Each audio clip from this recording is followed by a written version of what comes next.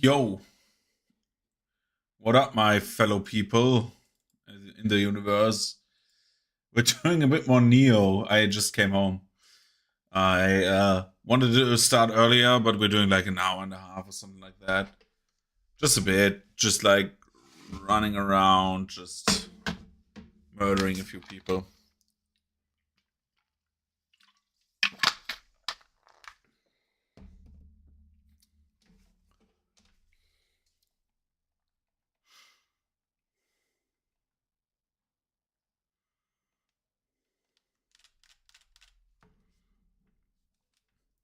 So yeah, we are back to the difficult choice of do we fight the one guy or not? Because I think I can beat him. I actually think I can very much beat him. I could also respec, get the 3 spells I need, instead of like all the other spells that I have, like all the wasted spells.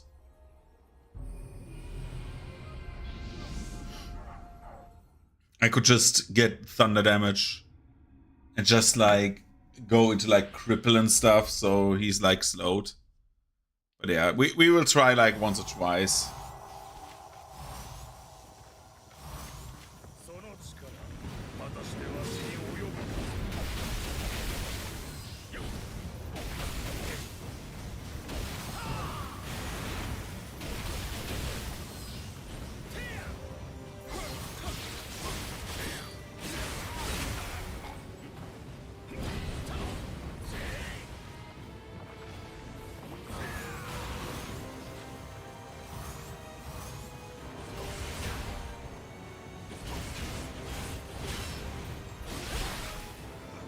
Oh my god.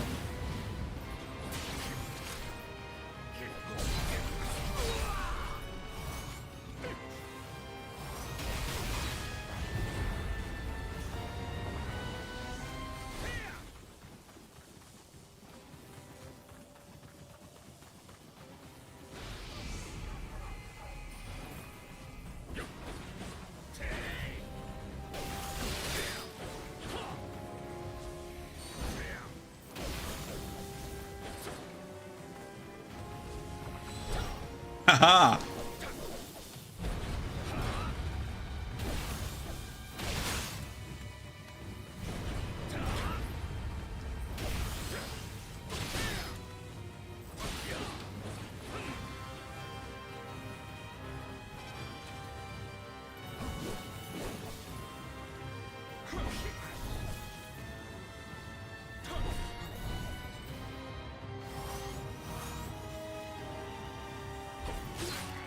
Does he not restart the spells? Oh my god, so when I like break through twice, it's over, right? He does not do it again. I can just beat the shit out of him. Okay, I'm ready.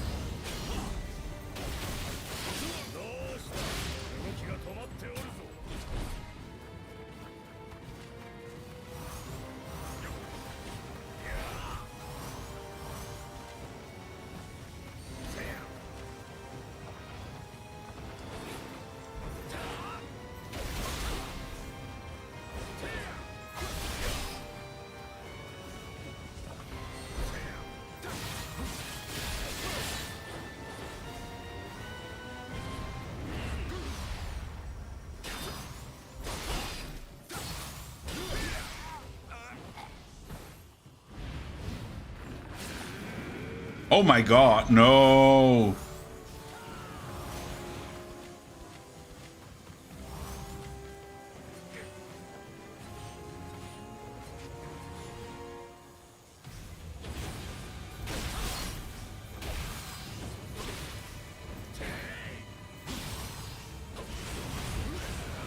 That this penetrates through defense is so annoying. I think I can beat him, because I have a different strategy now.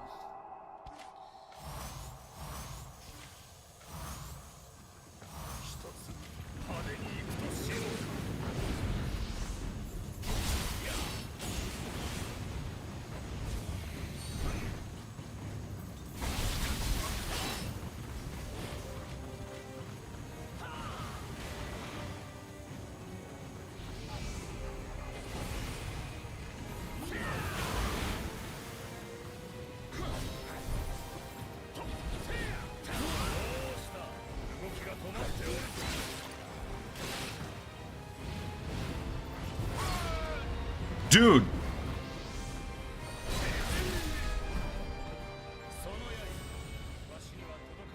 This guy, I hate him. I hate him so much already.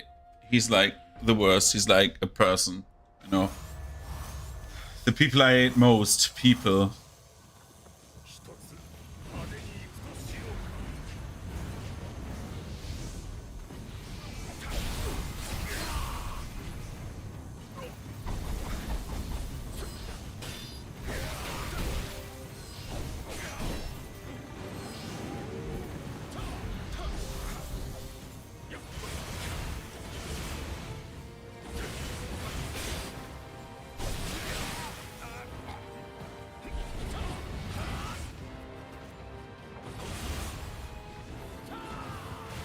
Let's do it like this. We buff up again.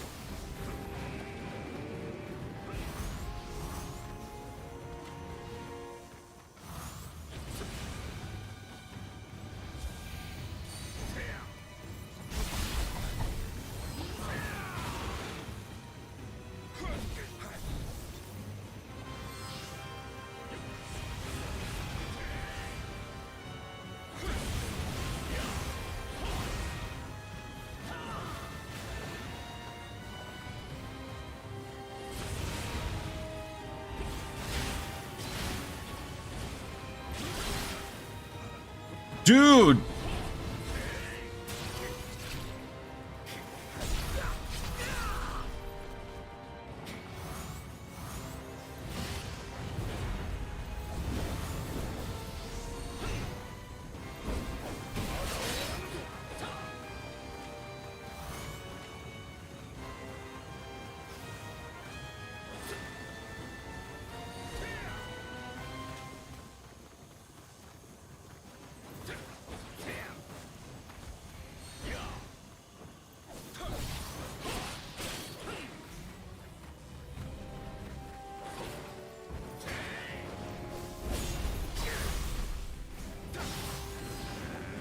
Oh my god, this is like going on forever.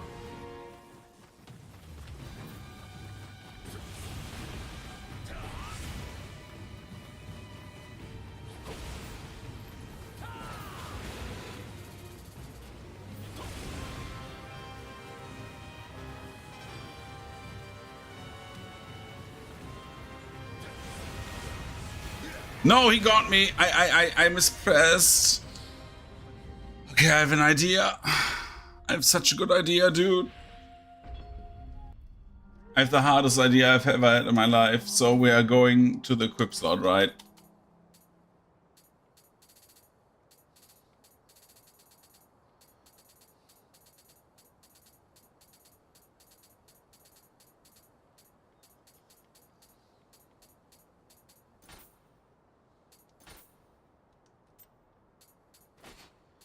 So do we have something else that we can use?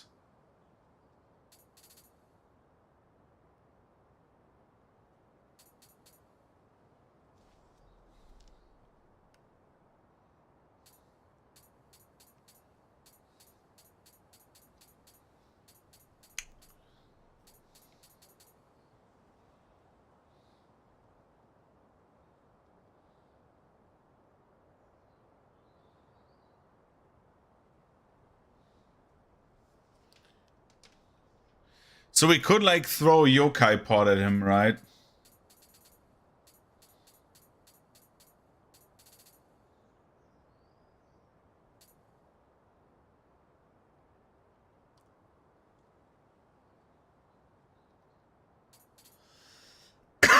Or we use this.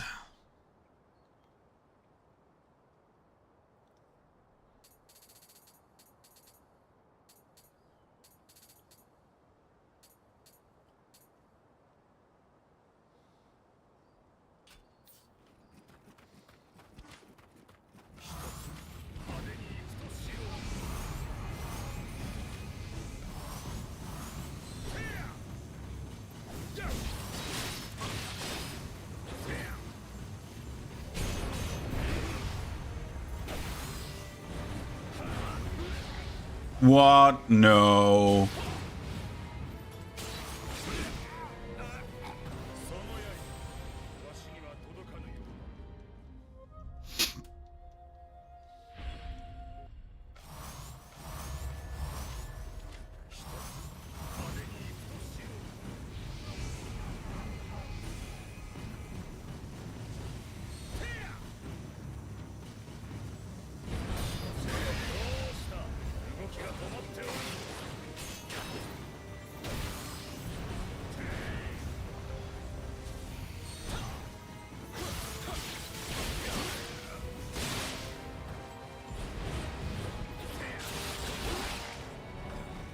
Okay, I do not like this. I do not like this. Huh.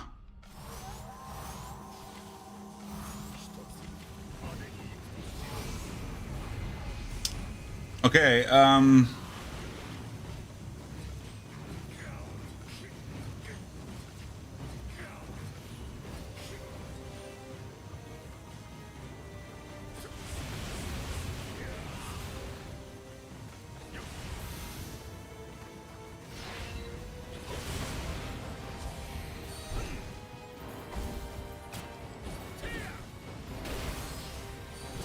oh god, I'm dead.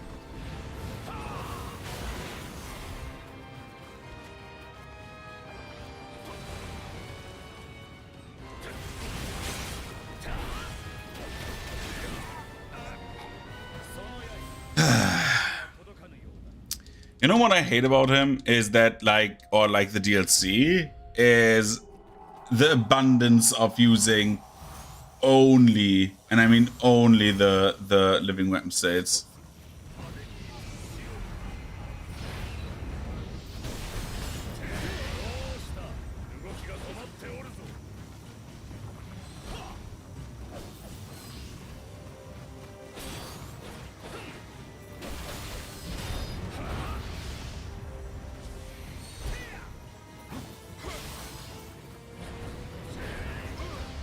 That this deal, oh my god, that this dealt damage, man.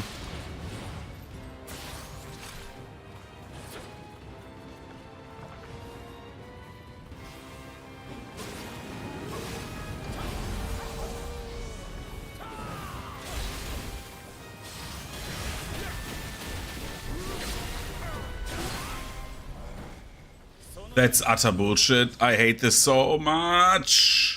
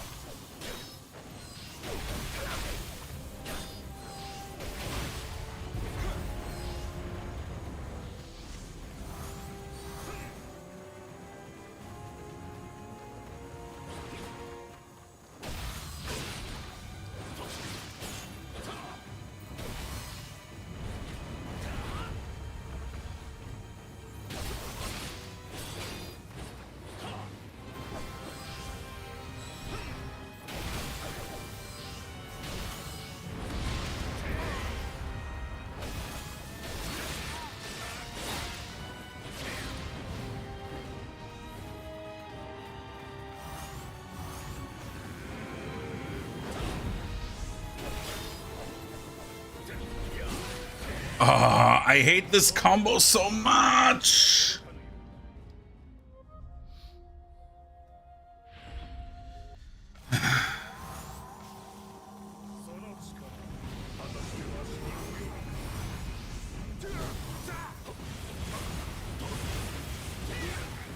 Dude!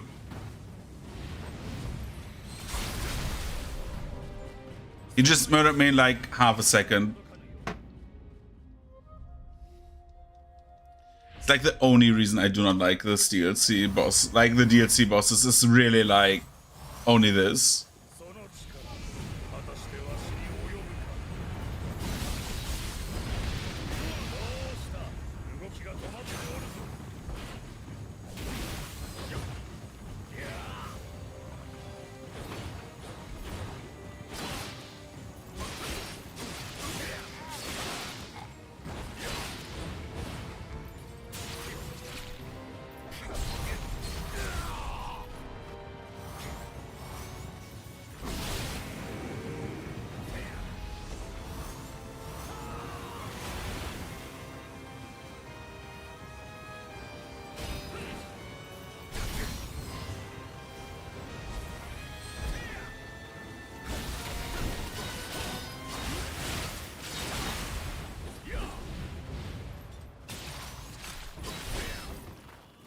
The options of this clown are like incredible.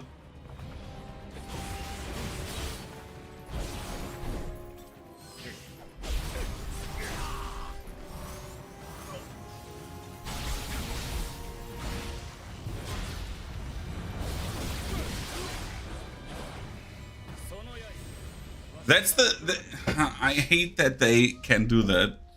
The question is, can I... Oh my god, wait. If I say...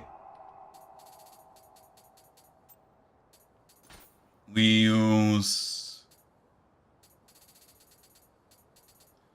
the yokai water pot, right? Okay, we use the yokai water pot.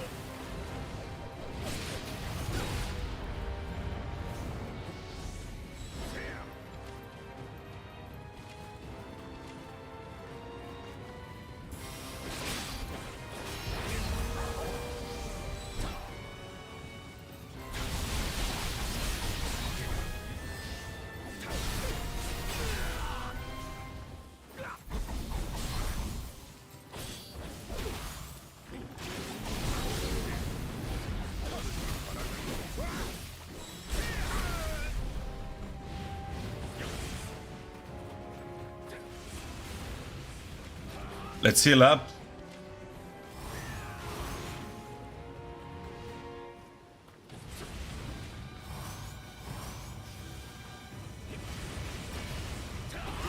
What? Oh crap.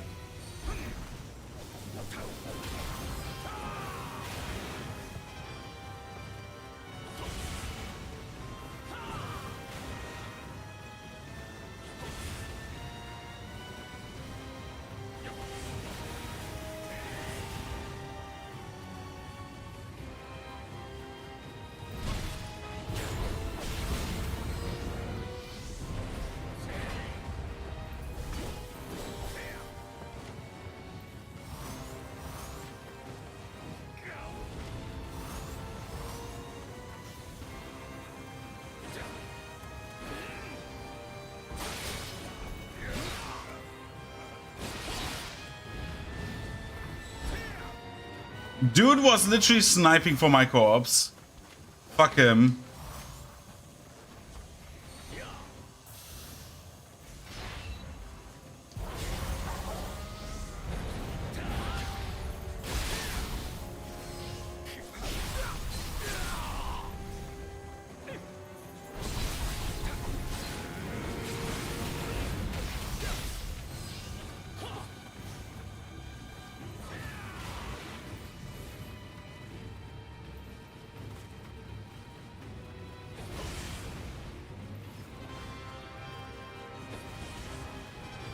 I will play this super safe now.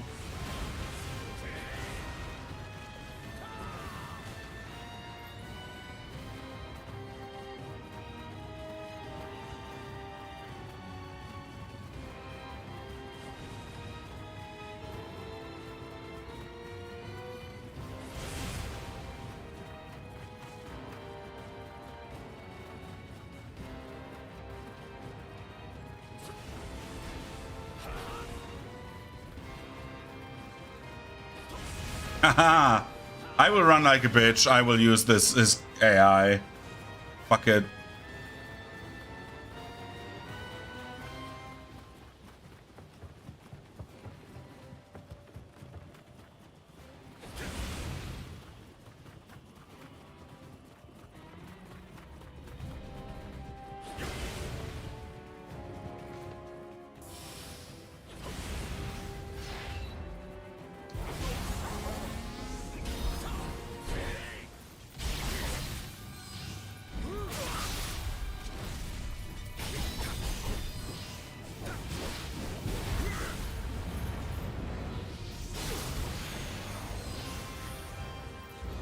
Fuck him. Jesus Christ. What you can do, I can do as well. Though I hate to admit it, I am defeated. You have proven me to your strength. Yeah. Can I get the old man now?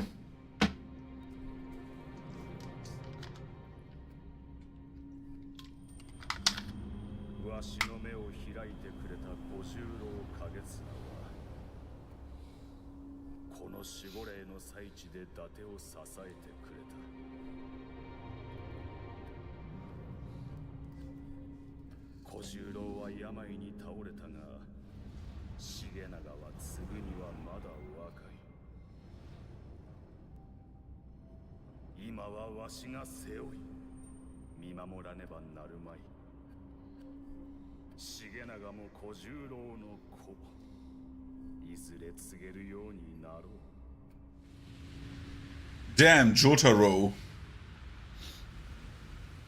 Jotaro. Yeah, we got Nura Rihoyon, the old man.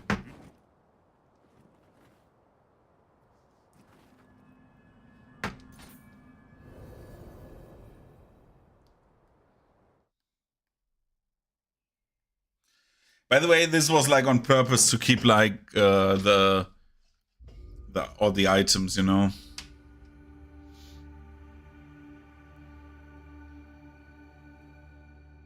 Okay. Dog, I am. Can you see what I carry? 'Tis the guardian spirit of the Katakura. Shigenaga was supposed to inherit it from the previous Kojuro Kagetsuna, but it seems you also possess the qualifications necessary to bear it. Shigenaga may still be young, but the time for him to carry on Kagetsuna's legacy shall come. You two have learned much, Anjin. I mean, William. Did you really think you were the only one who could read people? I should look forward to seeing where your journey takes you. Let's do...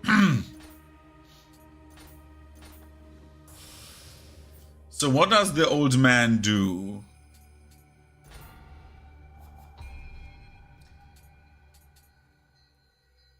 So what does he do? Amrita earned key damage from projectiles, water damage. And what evasion? Spirit 31, dude, no. Close combat, attack, key reduction. No. Only for evasion attacks. He's shit.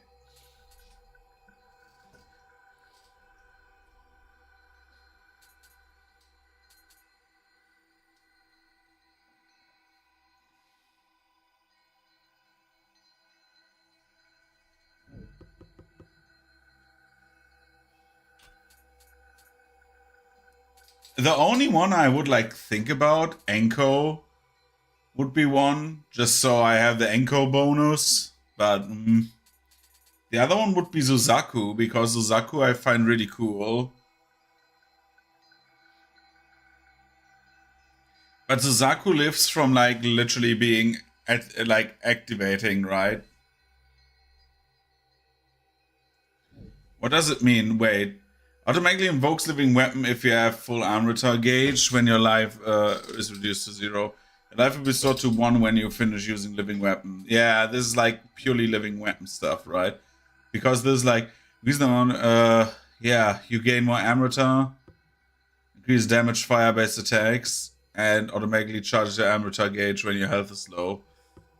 So basically, you get like life. Basically, this is like a phoenix. Well, this is a phoenix, right? But yeah.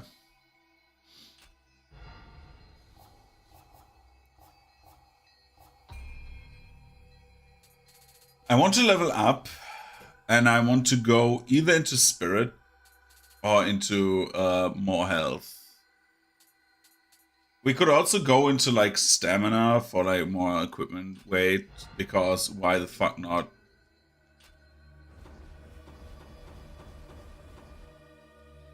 But yeah, let's do this quest.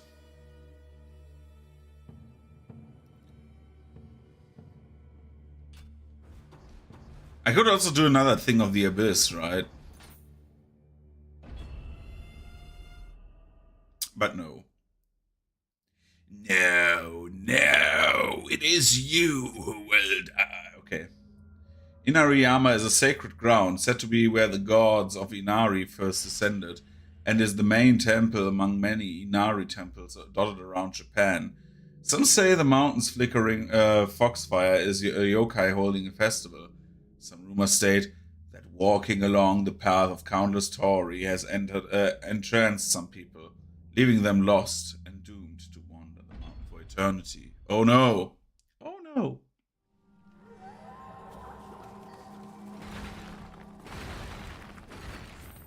Let's do whoop whoop.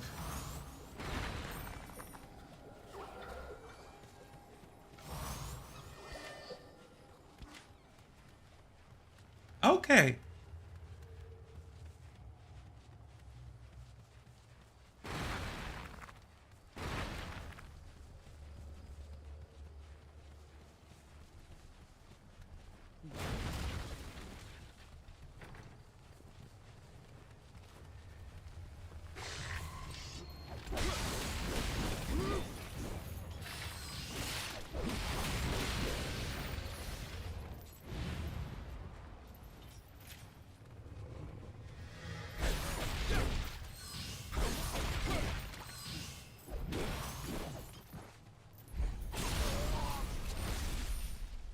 Why did I not see that guy?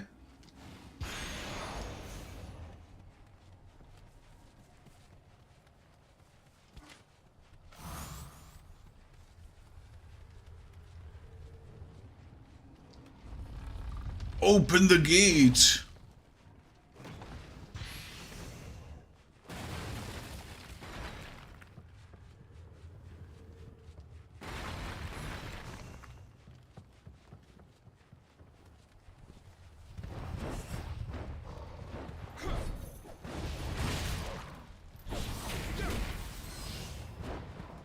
Dude, you literally have like I'm doing fine. How are you doing?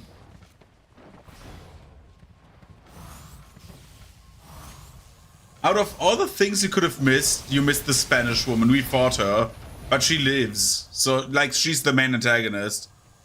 Sorry. You literally like missed the Spanish woman fight. She kicked my ass for like 2 hours. She's like actually really hard to kill. You know, like all Spanish ladies.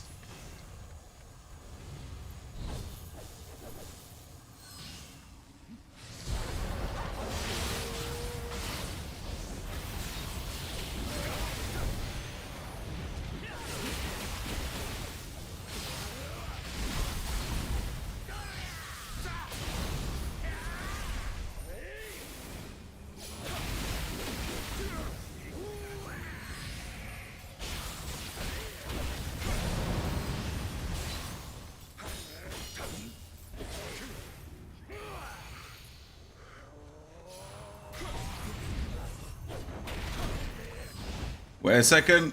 Oh god, I did the wrong thing. The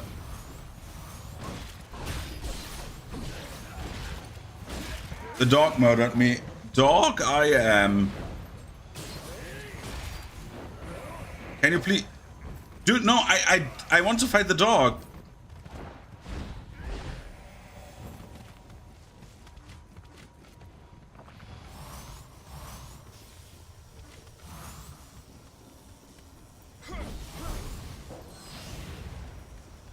I'm not surprised. Ironically, Mediterranean Templar.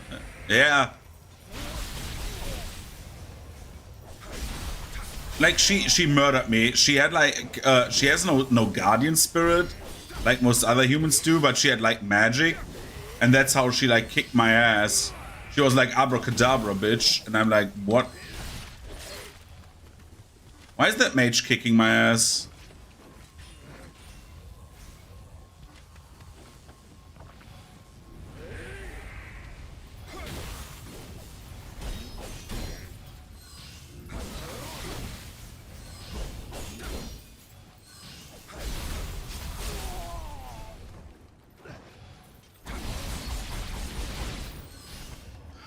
But yeah, like, she had also very cool flips. She was like actually doing like Assassin's Creed moves. I'm not even kidding. She was going ape shit.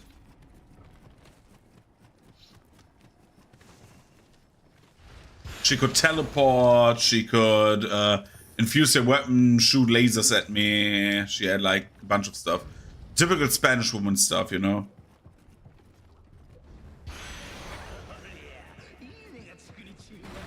And she spoke Spanish for one cutscene, which is a bit weird. Because she, like, talked Japanese. Nice. Was it a model one? Or was it like, what was it? Lego model?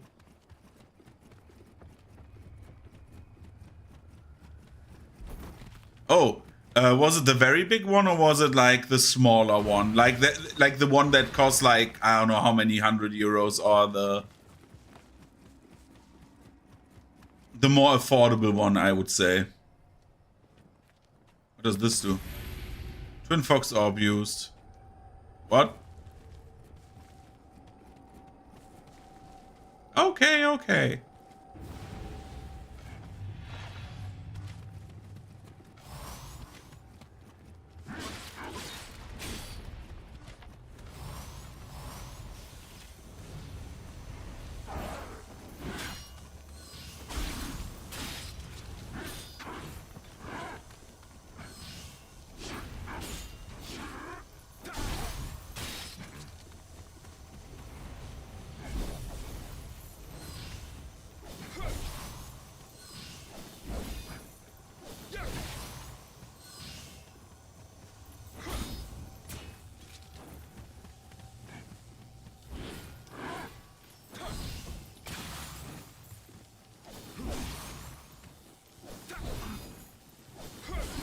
Got him. Ah, okay.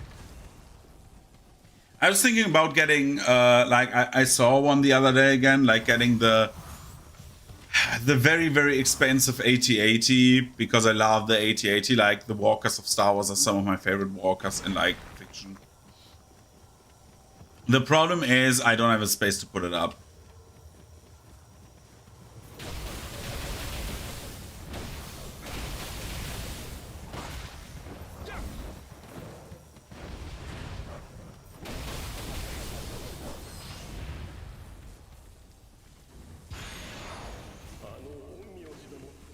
I have like so many legendaries now, or like divine, if you want to call it that.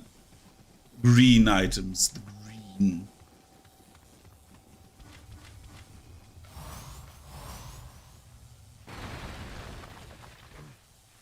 Oh, little guy.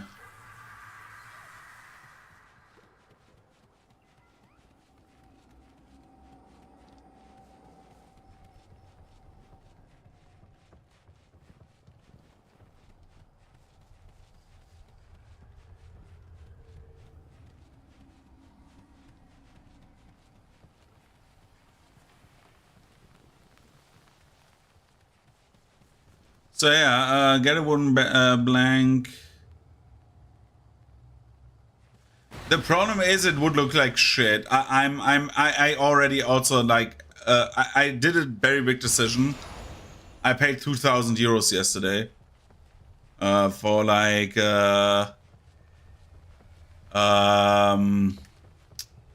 I for like the upgrade of my printer now for like 400, right? So like the next generation of printer. and like the same printer, but this time pre-built. So we will do the stream where we will take apart my old printer and build the new one, while we also get a finished new one. You know what I mean?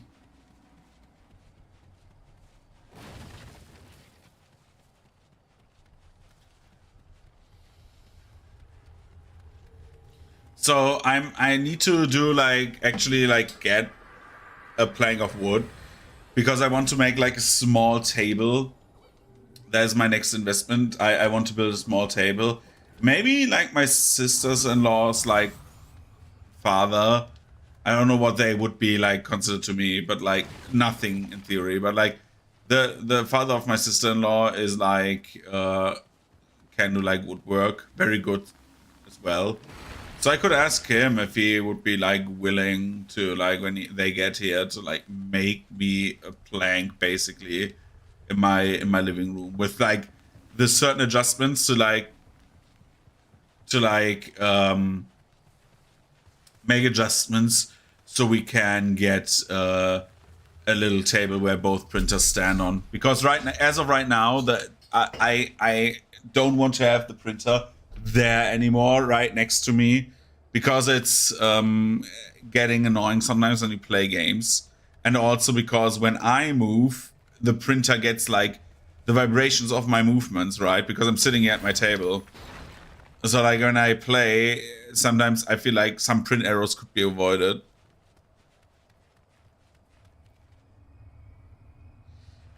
I mean, he will visit my sister-in-law at some point, right? I will like pay him for everything else, but he does that like for family regardless. But yeah, I will of course like recompense him for like what he's doing, right?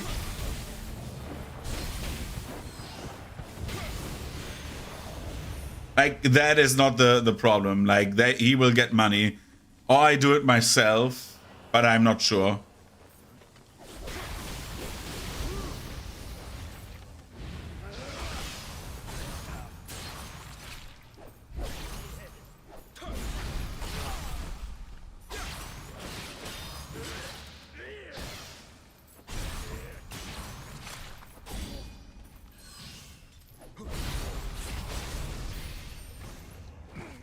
Yeah, no, we're not doing an 8080 stream. What I wanted to say was like we will do a stream where we will probably build my printer that I have right here into the new one, basically upgrade it. And then once that is upgraded, once we have that, even though I like this is the second time I pay like for upgrades for this printer, right? Which is a bit annoying, but well. Once that printer is upgraded, like we will start doing like big project stuff then. Because then he's like even faster.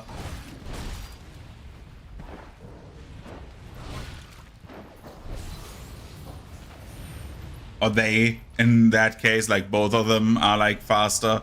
And I have like two good printers here then.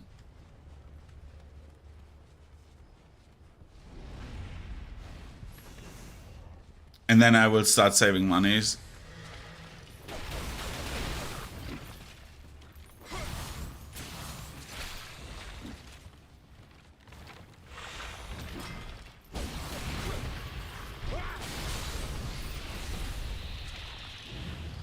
Let's do this, and this.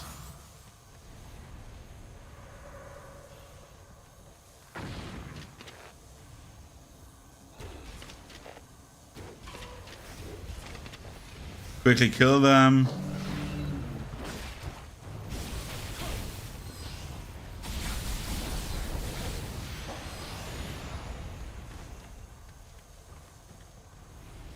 I heard one of my guys.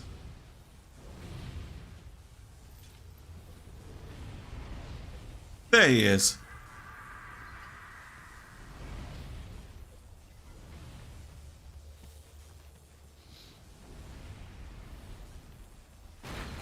It's good that I was in this part of the dungeon like today already.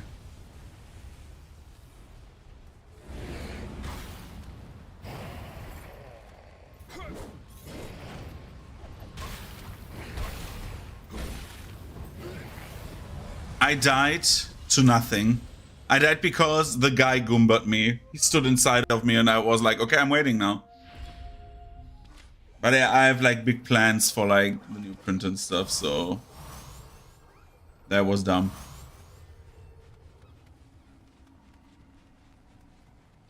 Sure. Send them over to me, I will quickly look at them. Or the one kid. Or whatever, however many kids you want.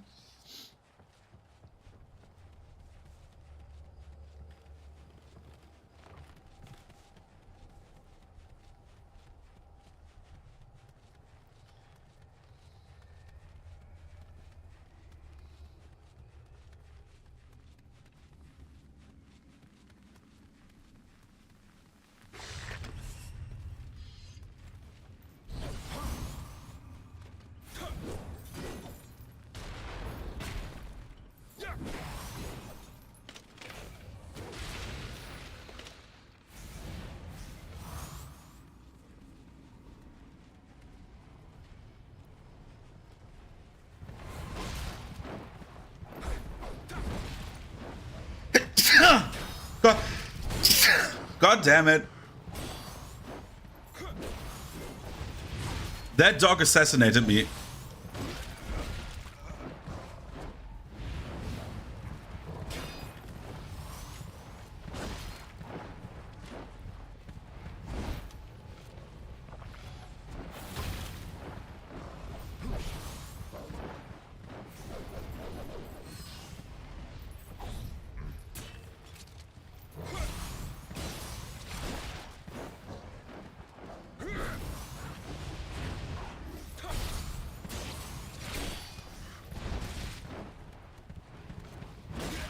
Dude, what the fuck? What is happening? My old phone broke, so that phone had Discord on it, so yeah. Thank you. Yeah, I don't know. I was around like my friends' kids the entire day, and I feel like the good old I was around like kids who go to kindergarten. I have now all the sicknesses. Let's cycle through them. It's like starting to like feel like my nose is a bit doesn't matter. So what do we have? We have my I will copy all three of them. Gundam Psycho Paisho Mark II.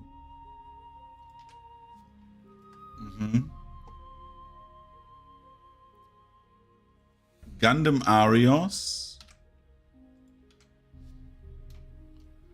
And Gundam whatever that name is.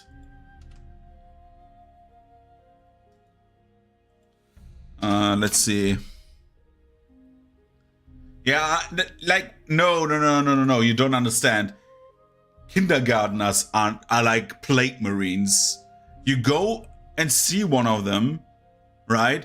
Doesn't matter how often you see that kid, it always carries a new blessing of grandfather Nurgle, who will like bless you with like the presence of becoming slightly infected, but like not the I'm sick for one day and I sleep the entire day sick, but like this annoying I like everything is slightly infected, you know, where a nose is like where you realize you have a nose and where you realize you have like a swallowing that you can swallow, right? But it's like you really feel all of them, right? So just to like make it interesting so you can see it. Window capture, I want Mozilla Firefox. Okay, these are the Gundams, right? This is one of them. This is like, is it Psycho? Yeah, it is Gundam Psycho. Or Pisho.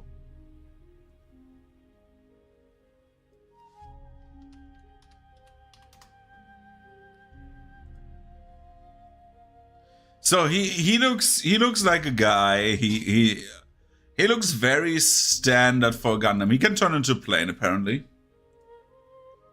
And He has laser blades, which is awesome. This is probably the modeling kit. That one right there. This looks like a modeling kit. Then we have Gundam Arius. Or Arios. He turns into another plane. And this thing, apparently. He looks a bit more like a custom robo. Like, this is something you would fight in custom robo arena, right? There's like in a custom robo game. Dude, it's so sad that that series is dead, right? But like, he looks good. I like the idea of like, this is probably the modeling kit from Bandai, right? Like, I like this part in theory, which gives it like a bit of like a, you know, plate mail aesthetic, where it like has like a skirt, a plate skirt, but it looks like he has like a very big dick. That's like the big disadvantage, because this is the only armored part, you know. It's like, okay, I have like, and it looks like his chest. So like, this would be a naked robot. It's like a long dick. But like, in general, I like the design. It's very simplistic, which is what I really like. And this is the other one? Is that this? Yeah, he's packing, right? Like, I really like again, it's simple, but I like that it's simple. It's like very simple. Which, again, like, he has a gun, he has like, so, and this is like this thing.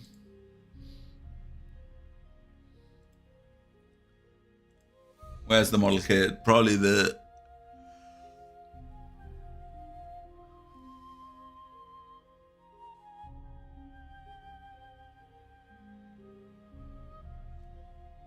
That's his armor, not his dick.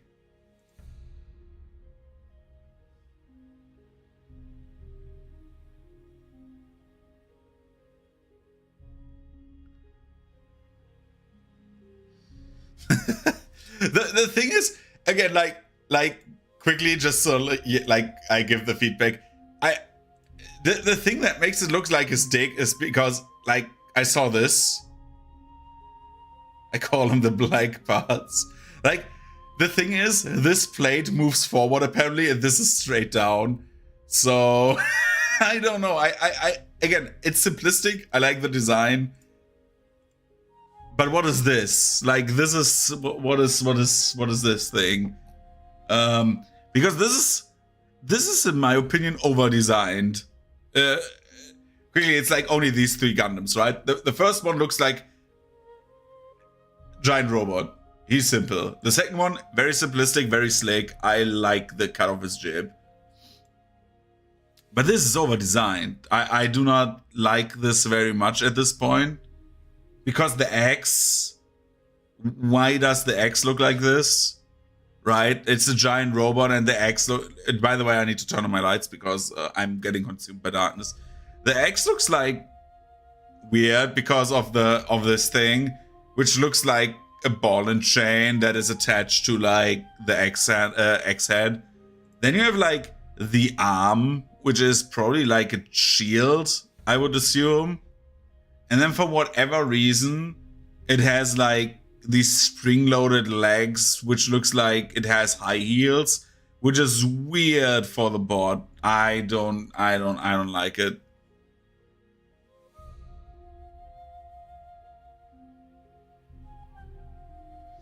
So I would say, yeah, the Evangelion writer has a few problems. Like, what else am I to say? But like, in theory, I don't have to, like, why does it not look like the other guys? This looks so different. These look good.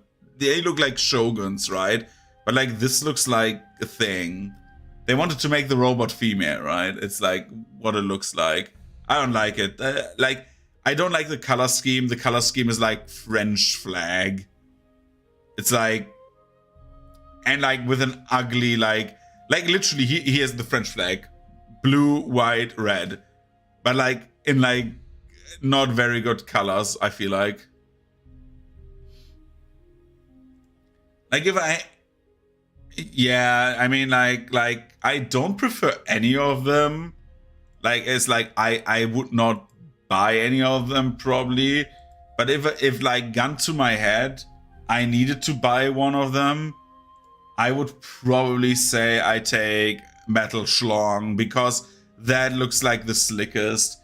The problem with him is like he looks like this looks like in a mech game the third enemy you like face, right? It's like, oh, you meet like the fodder enemies, and like this is a heavy fodder enemy, right? And then you have like this guy who's like, oh, this is like the guy you play, and this is like whatever. Yeah, it's like Gundam, like Japanese Gundam mechs.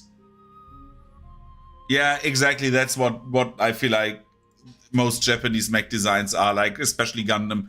They're like more humanoid, while like, for example, like again, just like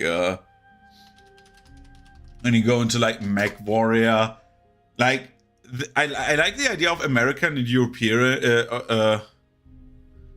European mechs, where it's like they're more like walking tanks, right? Or like Titanfall, where like they are clearly humanoid, but they're like bulky as fuck. I just turn on my light, otherwise you will see nothing in just a few seconds. Turning on my light and grabbing something to drink.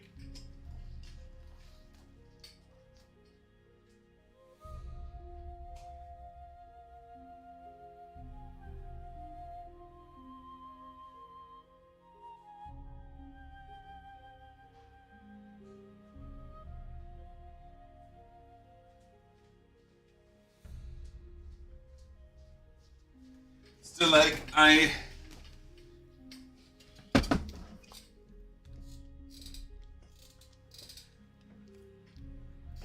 yeah, I mean, like, for example, the Dreadnoughts from 40k, or like, again, the AT-ST or AT-80 from Star Wars, even though, like, I would not classify AT-80s and AT-STs as mechs, they're just giant walkers. They don't have, like, mech qualities to them, right?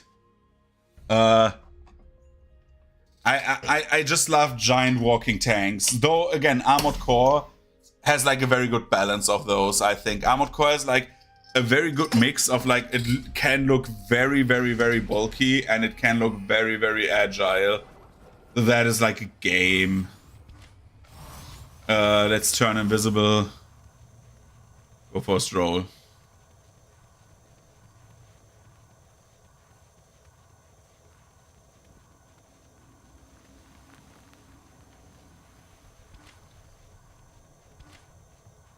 I only activated that one scroll because I'm stupid. Yeah, that's the thing. They usually don't look like they have a place to sit inside, which comes like as a big disadvantage, in my opinion at least, of like the very sleek designs, right? They usually sit in the heads, I think, of the mechs, which is like where it is just like a cockpit, which would be dumb, by the way, because again, like the head, I know it's crazy.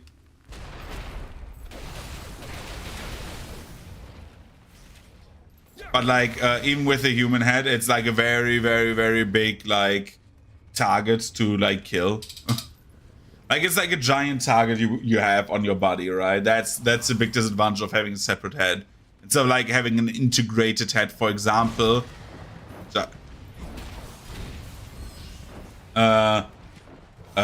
In your torso area, right? If you have like a head there, the big benefit of that is like you have like your vital organs a bit spread apart, but like once you get the head, you're dead.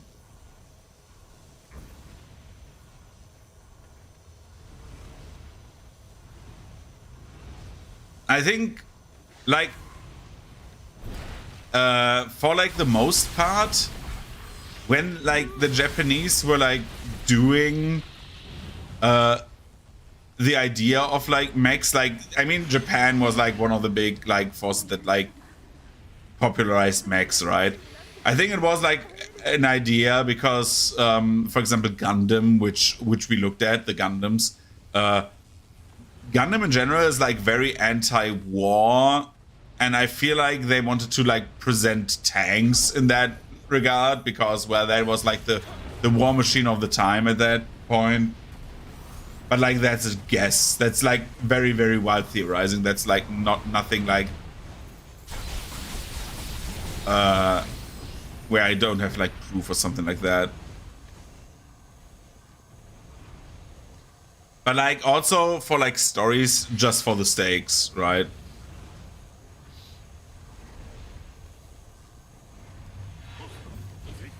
Like if I would write a story about like mech fighting, right? Where like mechs are the machine of choice, I would actually like probably, and that is just me, have a reason why drones would be outlawed.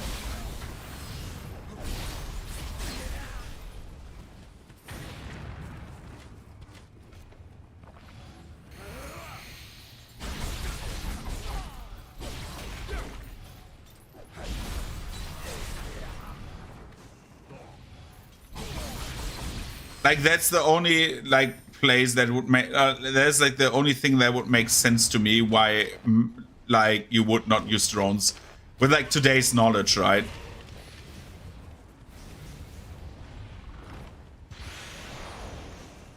Yeah, that is very, very likely.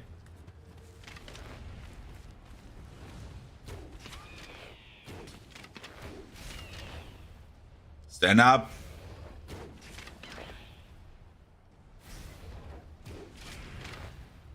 I missed a shot. Dude. Okay. Let's switch to the... That was bad.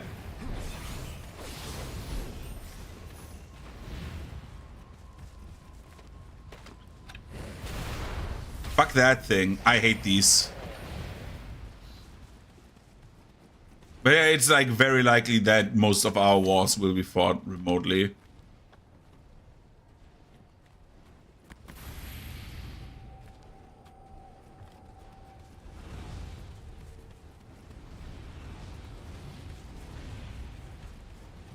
Because just for the reason to like just the aspect of like, okay, what benefit does it have to have like a human-based military over a mechanized one? Like once someone dies, like the cost alone of like training soldiers who like die, and once they're dead, they're gone, compared to literally anything else. And by anything else, I mean like training a soldier to pilot a drone that he like when the drone gets shot down, you fly another drone, you know? Like it's like night and day.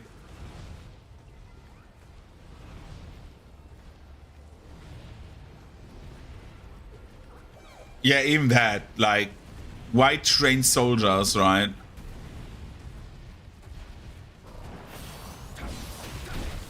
I think that would be like the real future is like AIs versus AIs.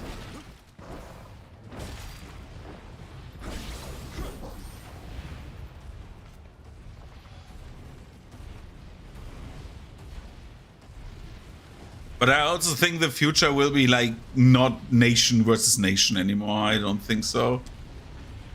I think once resources in general on the world will like, and that is just a gut feeling. I have no proof of this. I'm not like, I don't know, an expert. But like once resources start to get sparse on the world, I have a feeling that we will inevitably... I don't think nations in theory are not going away. No, I not me neither. But like, I think like corporations in general will have more power than like nations over time. There's corporations that have like more income and like like literally more money, which is like one of our defining factors for like influence. Now, at least at our current time, everything could change, right? Like, absolutely. But I feel like most like companies at some points will have so much more power than like some backwards nation. I think they at some point do. Like, if I think about like Nestle, I think that's like one very big indicator, right?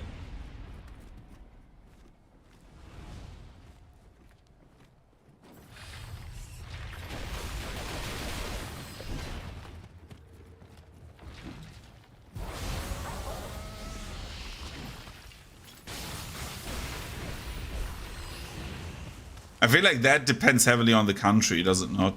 Like that's my like indicator, but like we do not know like how economy will like, especially capitalism, will go still. You know what I mean? Because I feel like capitalism, like right now, is like at an impasse a bit.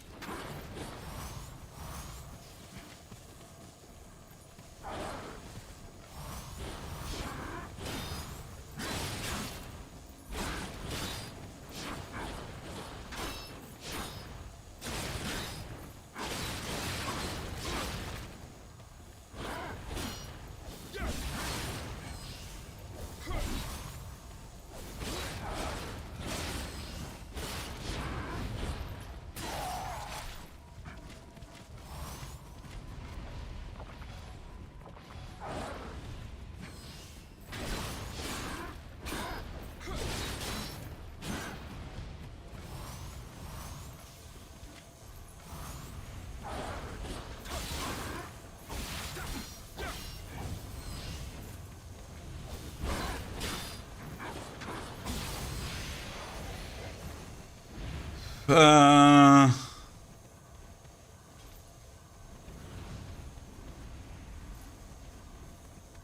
yes. But now we're like again, it depends on the country, right? Like the US is a very very very very big like economic like country, which like Apple is also a part of, right? Like it's like, yeah, I agree with you there that at the moment, right? Hi there. That at the moment that is the case, but like I'm not saying, oh, Doom saying, oh no, it will be that way. I'm just saying I could see it happening at some point, like the world would go that way. Hi, Gareth Minis. How are you doing?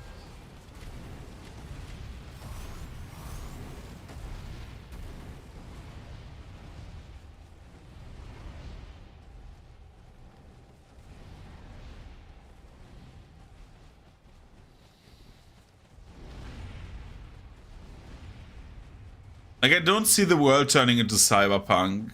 Like, even though, like, some things are like, oh no, it's starting, right? Where you're like, oh god, I've seen this before, but like, oh nice. And how do you like it? Nioh is a great game. Welcome, yeah. Like this is my first playthrough as well. I should have written like into the info box. Yeah, absolutely. I really enjoy the mission gameplay. Again, like one of the biggest advantages for me in this game is that I can just log in, just do a mission and head out and just explore on that mission. That's like great.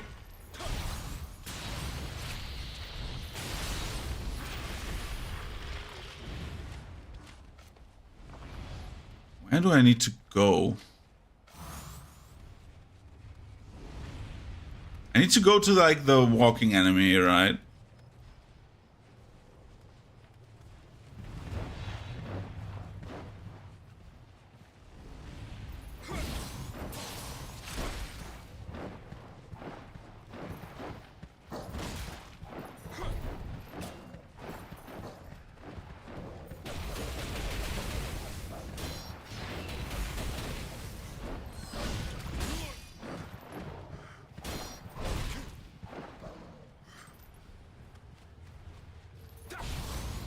I hate the wolves.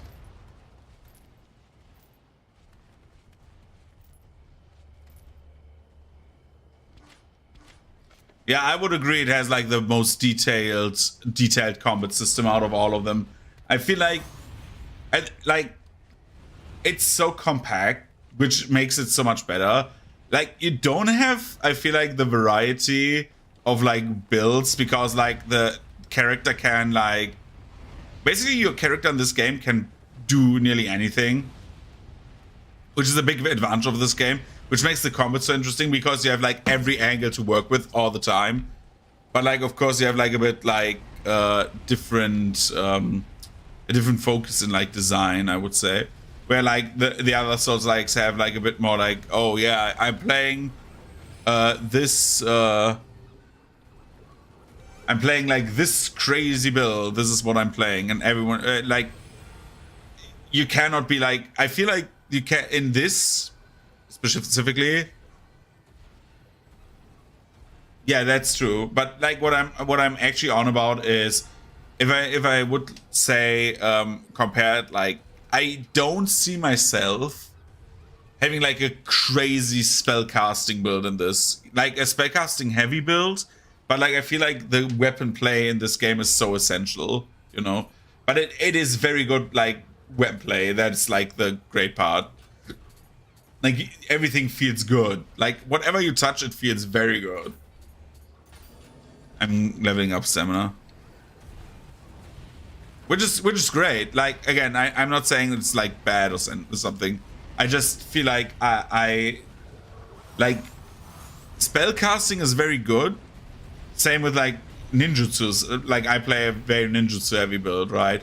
Though most of my ninjutsus are like based around my ninjutsus are based around mission play at the moment.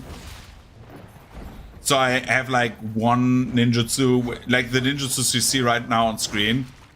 They're basically, okay, I can be invisible.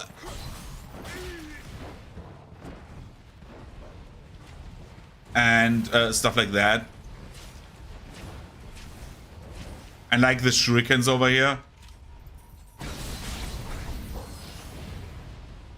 They're like really fun to use. And they're very good. But like I'm like not slinging like jutsus everywhere, right?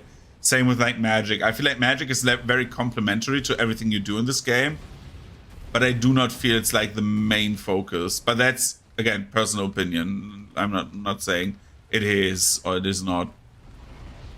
You can make a very spell focused build. Like I've seen many items that boost like spell casting stuff. So maybe I'm talking out of my ass because I've never really tried it, but.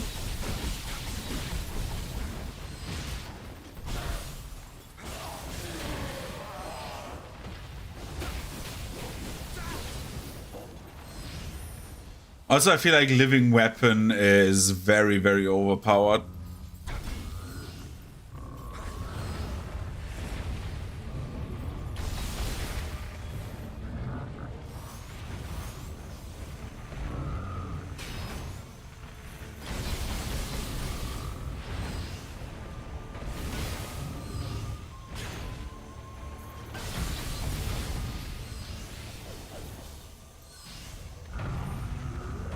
But yeah, Nioh is like very fun. I feel like at the moment that I do not like the DLCs as much as the main game.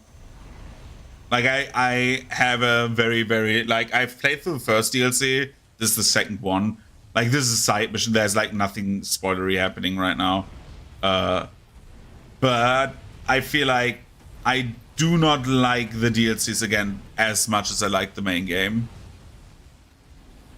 It's hard to pinpoint why. I have to say this. It's like I do not 100% know, but I just feel like I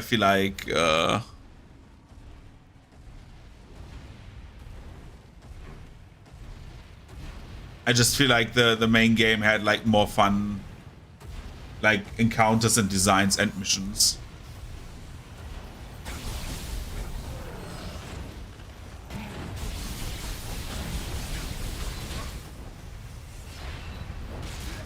Oh, dude. Fuck me.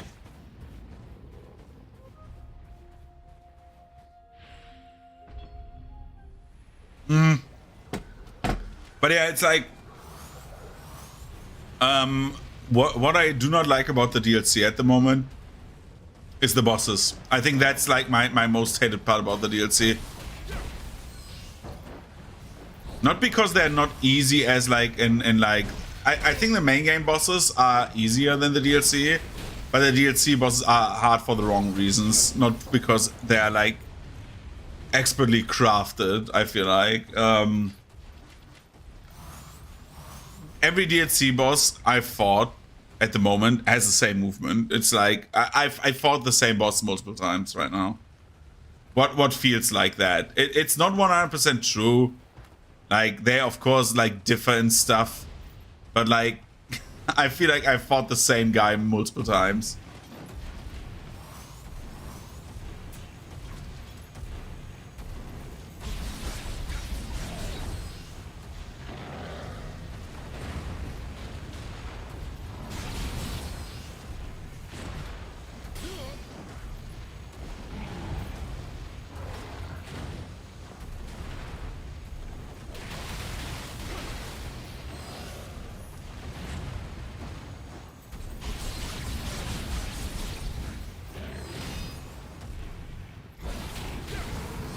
Also, like, a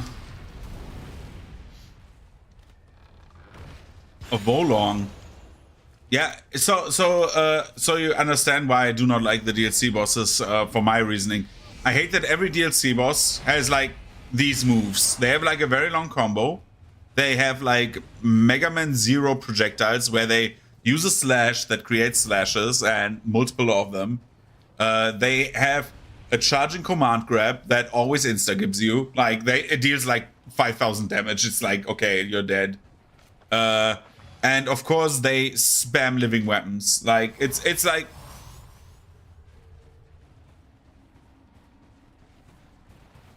I just do not like when a boss spams living weapon because it just eliminates interaction with the boss. Like the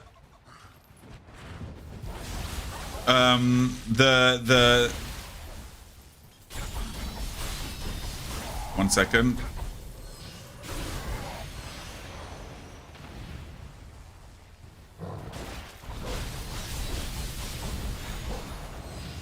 Just need to murder more yokai. The one boss that that I fought, the guy with the two living weapons, right? With a the guy, what was his name? I fought him like twice now. I fought him in this DLC and the second DLC. You fight him as an optional quest. Oh, Jesus Christ, that's much text. 1 second. The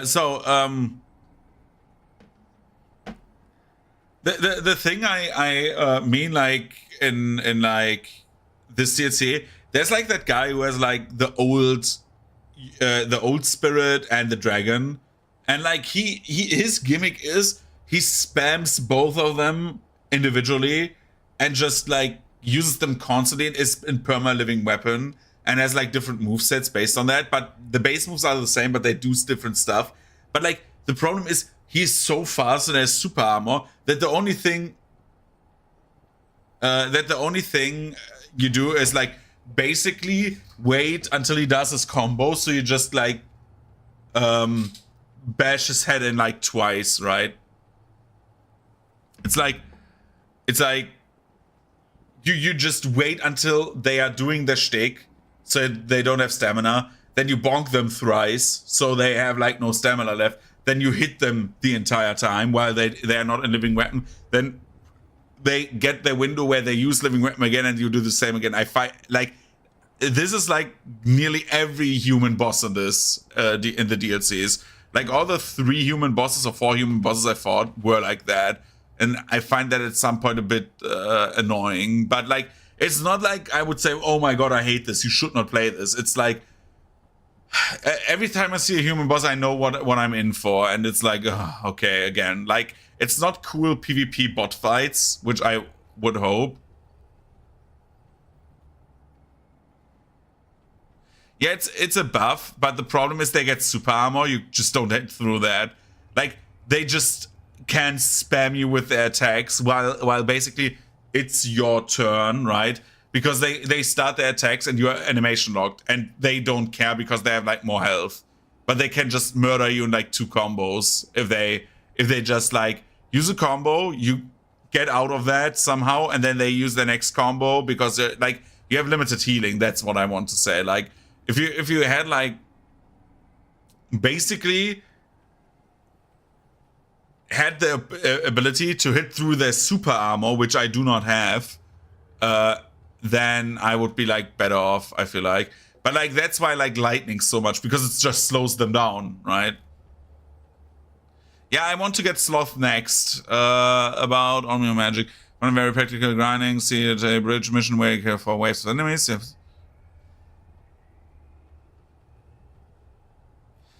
That is also very true. Like, Onmyo Magic has like gives you very big advantages. I just like to have like buff, buff, buff.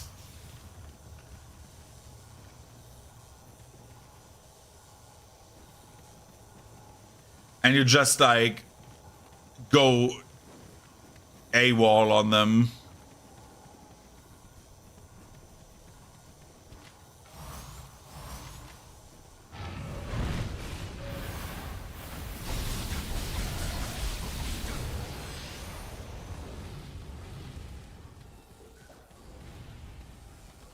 Let's open the door. Open the gate.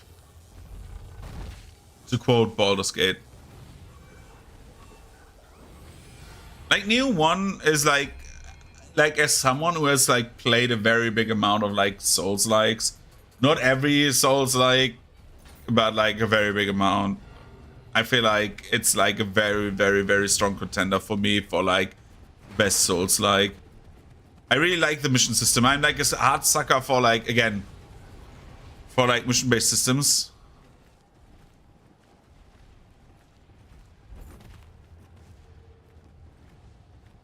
Yeah, that's a very good thing to do. Like, absolutely.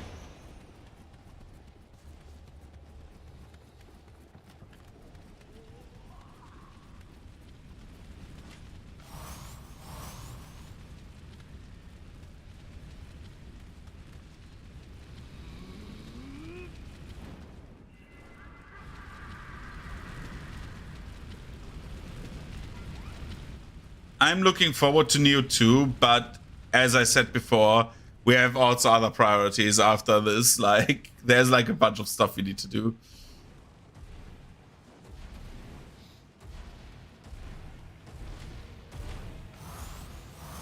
Or I want to do, not need to do. Need to do is a very strong word for like what I want to do.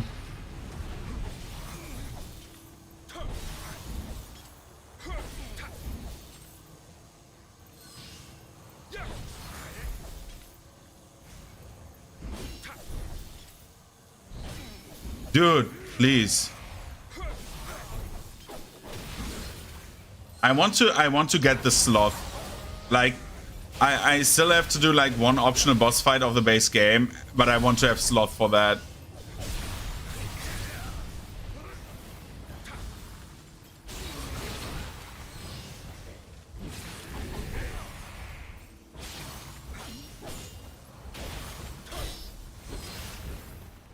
Oh, dude, remember the time when I did like the quest with like the demons in the cave, where like you had to fight the 2 Onmyo mages first? Never again, man. Never again.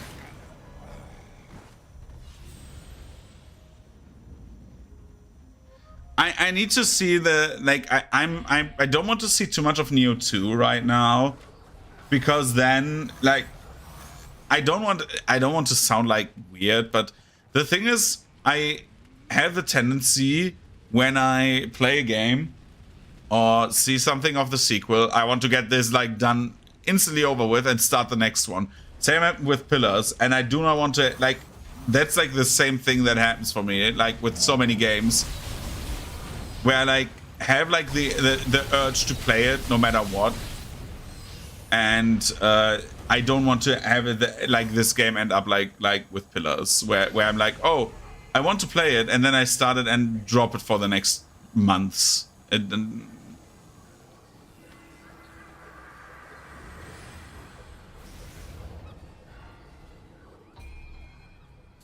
Which again is not something I'm like, oh no, we cannot do this. I want to do it, but like not as the next thing. We need to like switch things up, because otherwise I'm like only doing Souls likes, which is not something I would be like sad about doing, like playing that genre of games, because I really like that genre of games. I like suffering a bit.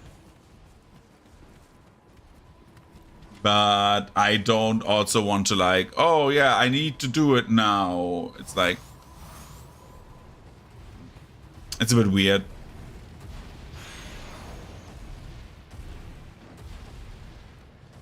It's a strong word, let's say it like this. Like I would not call it really suffering as well. I would call it like I like to like play a game where I need to like, oh my god, where I need to like work around bosses and stuff, and like need time to defeat the enemy, right? That's basically how I could. Oh my god, I wanted to target this thing.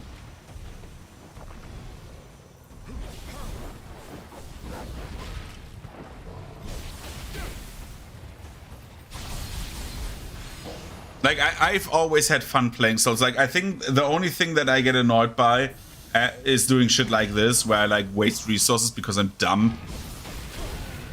But, like, I only get annoyed when I have, like missions that are not made for this, for the genre.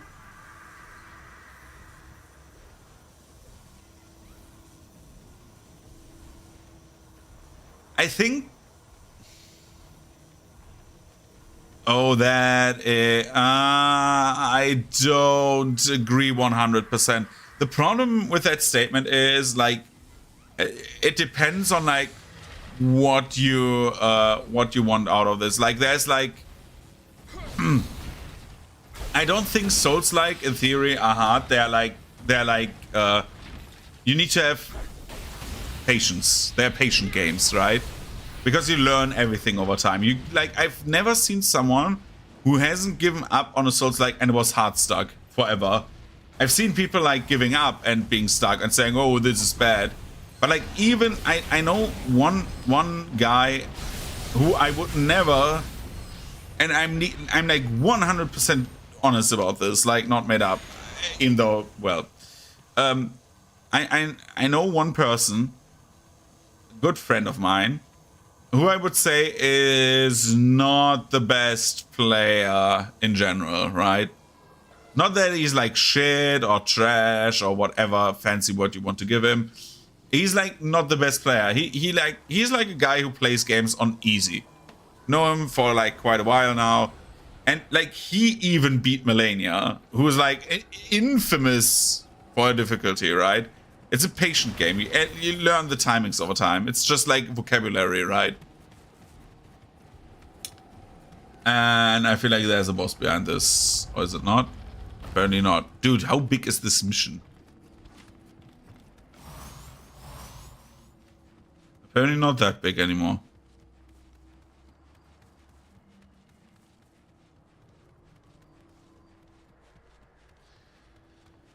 But I feel like saying like that non-strategy or non-math puzzles aren't hard. I feel like that is not 100% right, because, for example, I feel like there's like very many games that have like, for example, rhythm games is like one of my favorite go-tos, because I really like rhythm games. There's like really hard rhythm games. I think like because they have like very specific timings that you need to have, like certain reflexes you can acquire. But like, what is difficulty? Then we get into that, right? For example, a strategy game, right? A strategy game where you learn like the best tactic that works 90% of the time, and you stumble through with that tactic because someone like did the math at some point. Is it hard or not? Because that's what I think about. This is why I play games 100% blind usually. Like, I don't look anything up except if I'm hard stuck. Because I feel like over time, as like someone who played World of Warcraft for like since 2005, I think, or 2006, and then like played other MMOs, playing after a guide is just learning execution. It's like, yes, it takes time and it has a difficulty curve because you need to play it perfectly in some cases. And like that is just like hard to get, right? That's why I say like we need to define the word hard for like a game.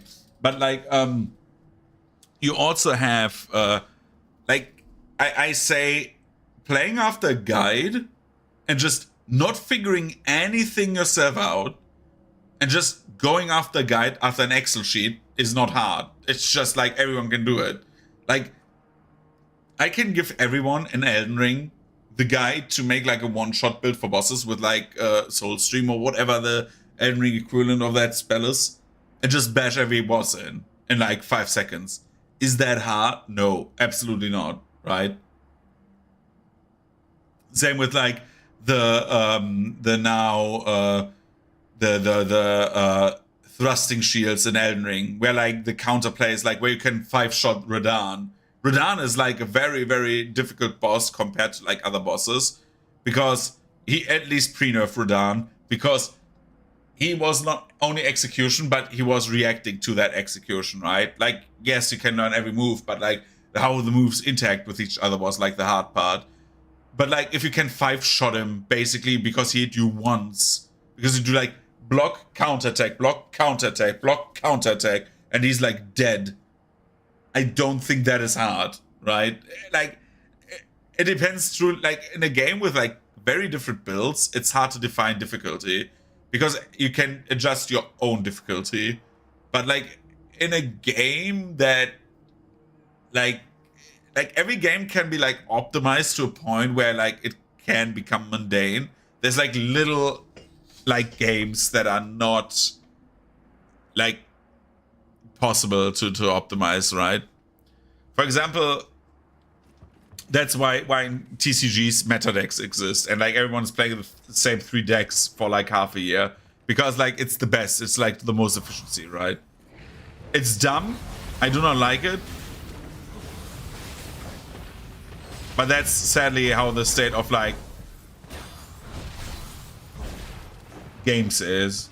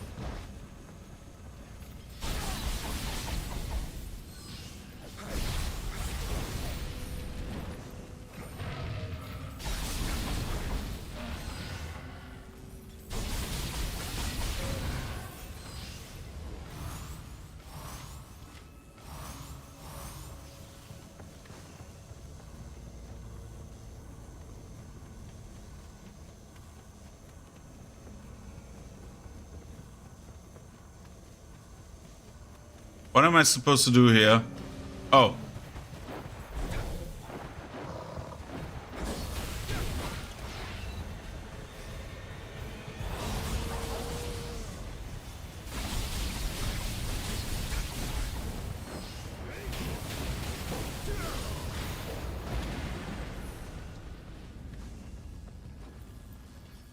To take him over, for example, knowing the meta champions and the best builds helps a little, but not really. That is true, yeah.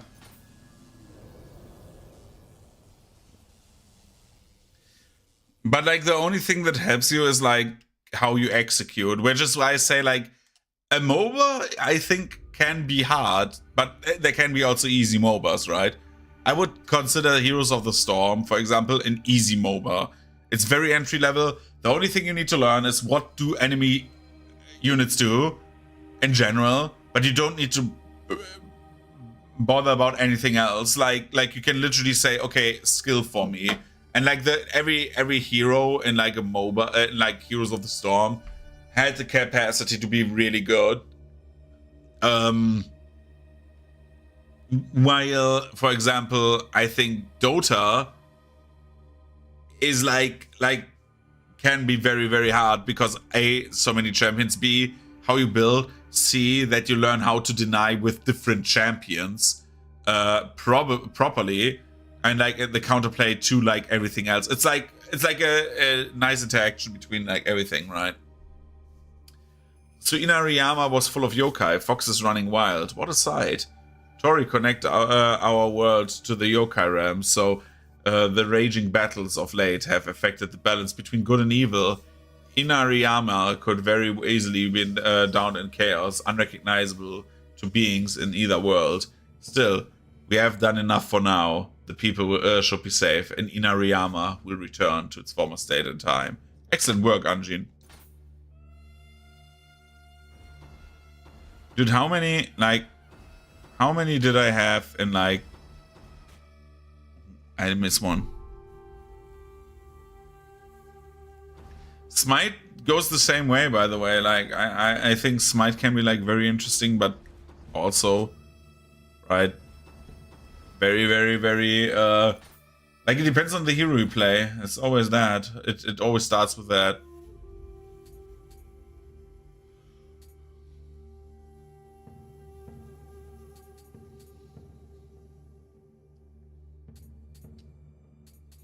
Dude, this item level, Jesus Christ. If I have better bonuses on that, on the Isurugi, that would be great.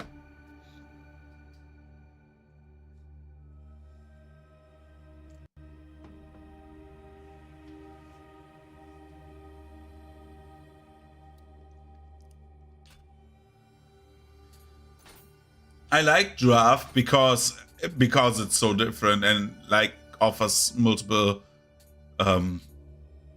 like options for like it being very, very challenging.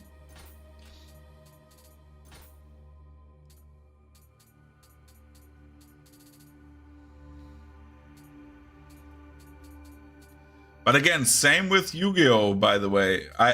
As someone who was very big into Yu-Gi-Oh in general, I feel like Yu-Gi-Oh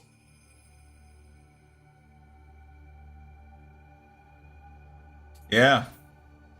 The problem I have, for example, with Yu-Gi-Oh is just it's like so stale.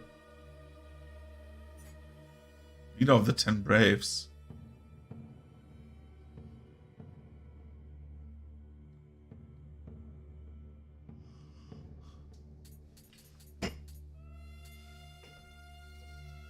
For example, Yu-Gi-Oh! It's just like Yu-Gi-Oh! Has switched over to like 2 or 3 exchange per like I think I said that multiple times already, but like 2 or 3 exchanges per like match.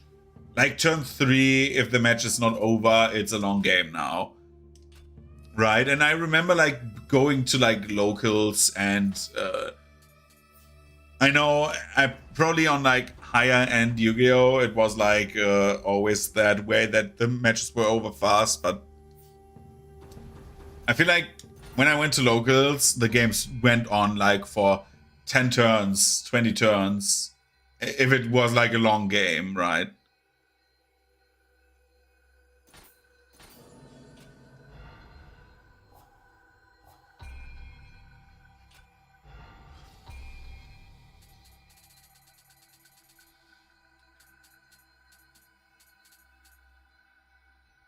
What does this do? Slowing them down, okay.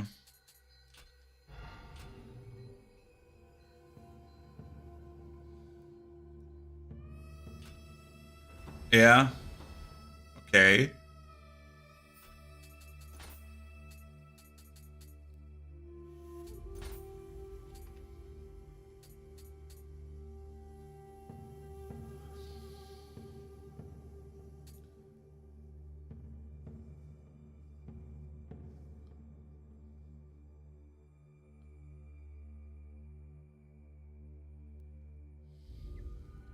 This increases life a bit.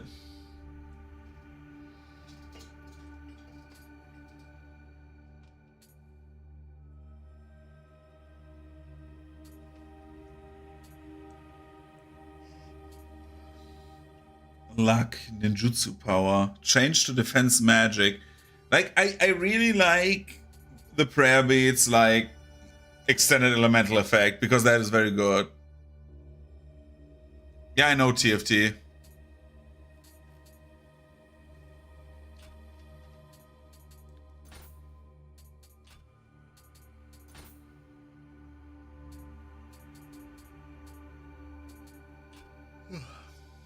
No, never played it myself. Let's do Shrine. No, let's go Blacksmith. Forge. What can I forge now? Can I forge something good?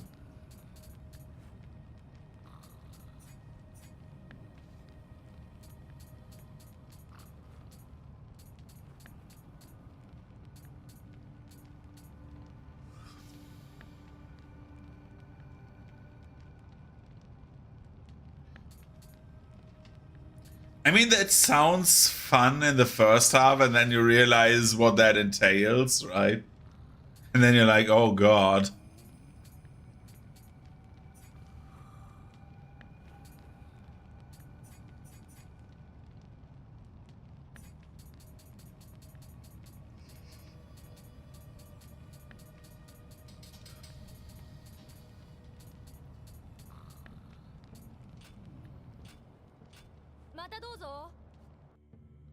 Yep. So you need to jump between two games constantly, right? The longer the battle goes on, the wilder the fiends become. If that foreign woman is really orchestrating things behind the scenes, she must be dealt with accordingly. Be careful, the path we're taking is the one used by the ninjas. I don't want to start that mission because I want to stop streaming very soon. So how about we do...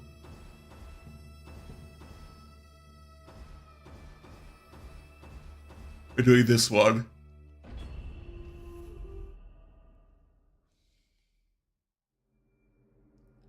Okay, yeah.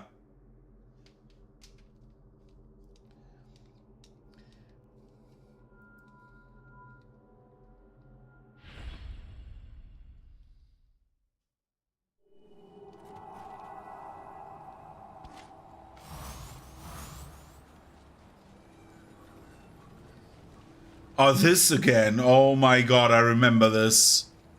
Why am I not in like...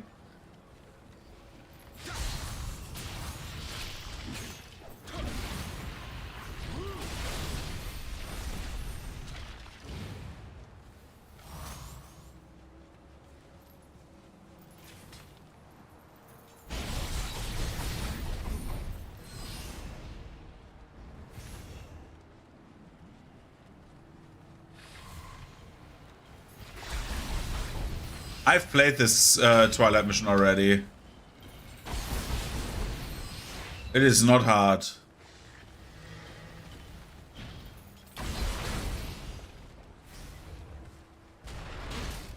Except if I'm dumb.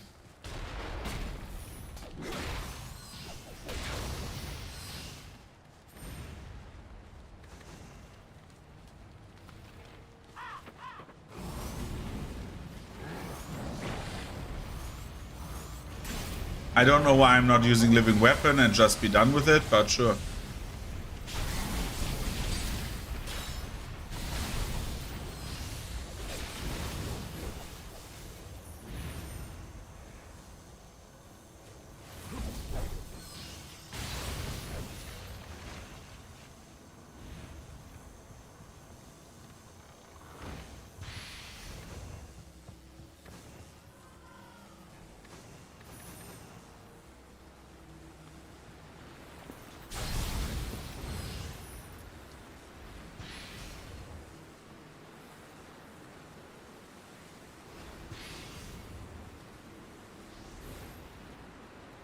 This is like super easy now that I'm like, I know I'm over leveled, but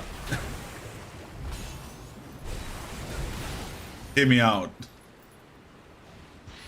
But yeah, I think like when you get to high execution, I always say like games become hard. Like I think like when you have like not something you can just like, oh yeah, I'm doing nothing and I'm still winning, right? I think then games become like challenging and interesting to me. But like when you're like just sitting there and just winning automatically, I'm like not a guy who likes to play games with like, oh, this is a game that basically it has story mode and that is like the thing, except if it's a puzzle game.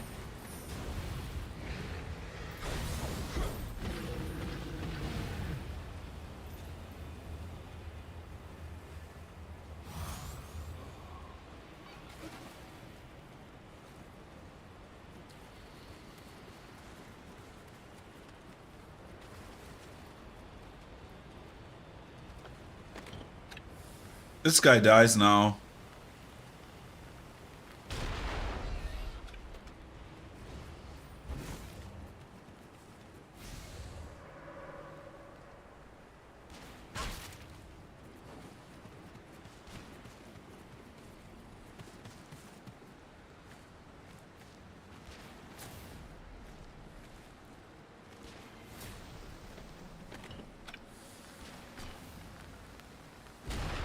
So that really depends on the puzzle game, right? Because I'm thinking like different puzzle games that I enjoy. Like when I think like games like what was it called, Another Code or whatever, the DS game that had the great game solution that everyone memes about, where you need to like, while the game is running in the puzzle, need to close your DS, so you have like basically the imprint from the top screen on the bottom screen, right?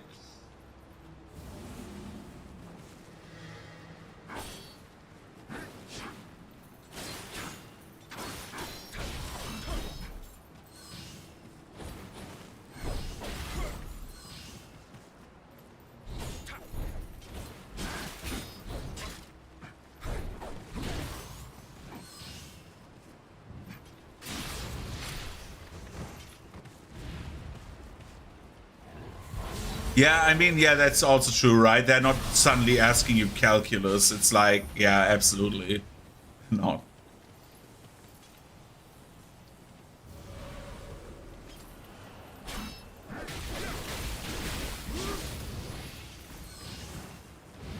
I just don't like riddles when they start insisting upon themselves. Like, literally, we are, my riddle is so smart. And it's like, oh, dude. It's not smart, it's just like thinking outside the box, and you're like one of those people who can. It's like, I don't like that. Not a really big fan of like riddles. Yeah.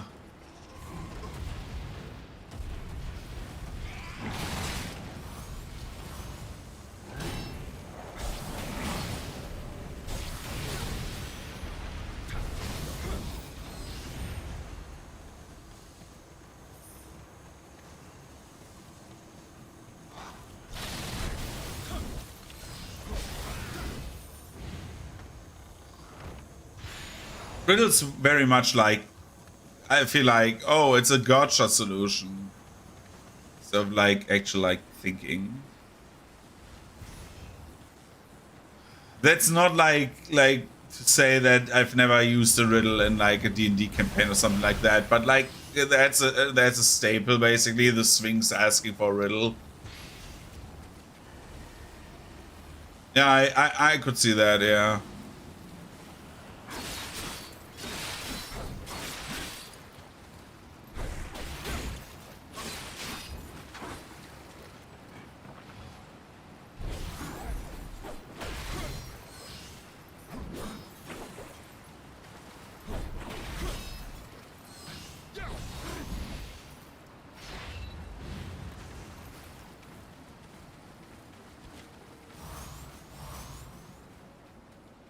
I feel like some puzzle games, I'm like, I'm just like, sorry, I was caught up in my thoughts.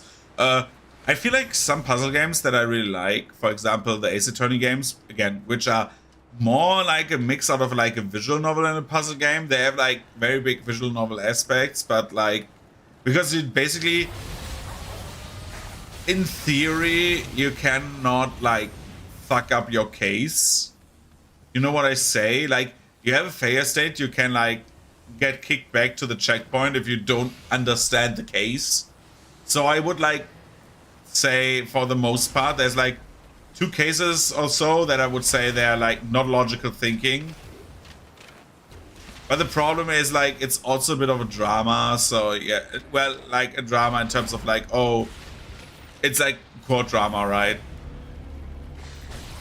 It's a bit a weird mix of like genres, but they're like very entertaining. That's like why I like them so much. And the thing about the Ace Attorney games, which the puzzles themselves, you cannot solve them from the start because you need to collect information. So you like guess around and like you're guessing, you're like thinking about the case. Gives you a solution why some people could or could not have done it. It's like a bit weird, right?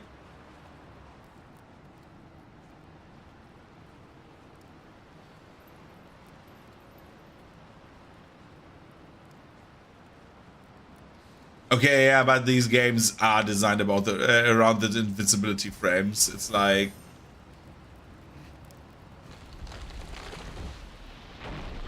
saying playing like a shooter, like a military shooter in like a campaign setting. Say, I would say like a Call of Duty campaign, right? Like without aiming, then like people would like if you remove aiming and have like the shitty like hip fire shooting, then like less people would clear it. Yeah, they would make sense.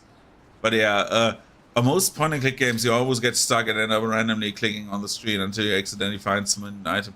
Yeah, like that is what Ace Attorney has as well. They have like investigation phases where you are like on the different backgrounds of screens and like investigate stuff. So you have like dialogue that happens in certain situations, and if you do certain things in like certain order, but like you need to collect the information you need to have for your case, and you can only stop the investigation.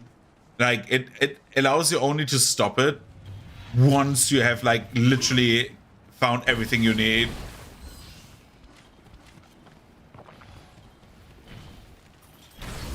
So you cannot like have a failure state in that regard, like which is why I hate the investigation parts the most and like the court parts the best. Like the court parts are the best part.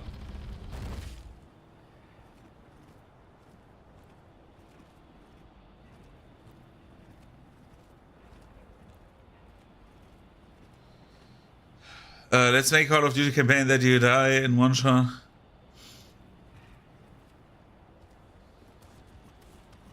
I think like Call of Duty has like the big problem, which is why I do not like Call of Duty campaigns anymore. Even though like some of them are not that bad. Like if you get the chance to play like one, the problem I have with like Call of Duty campaigns is like the messaging behind it. I really do not like that the US Army basically works with Activision Blizzard together, because you really feel the, oh yeah, by the way, this is like sponsored by the US Army because America's great, right?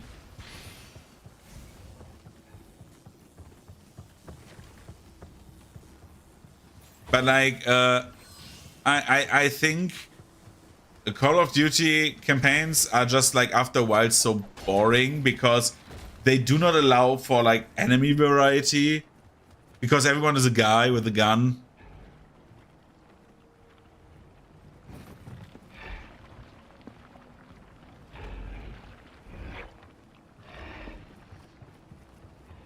As someone who did like Call of Duty in like with a clan in like elo matches and stuff like that, you only play hardcore search and destroy. So basically you play Counter-Strike.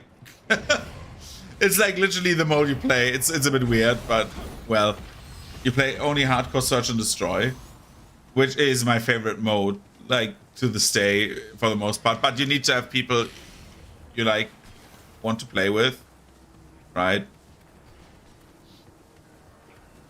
And you die in like 3 shots.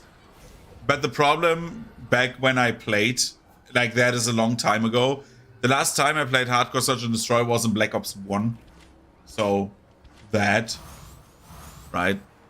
And the rules there were so ass that I did not like that. So the rules were you cannot use like anything except for submachine guns. And what was it? Submachine gun, assault rifle, and like very specific like very specific like precision rifles. And oh cool, I got a Kabuto thing. Precision rifles and MGs. Like I think there was one LMG that was basically an assault rifle with a bigger mag, and like that was allowed, but none of the others. Like no M60 and stuff like that. Like the machine rifle known for the Vietnam War, right?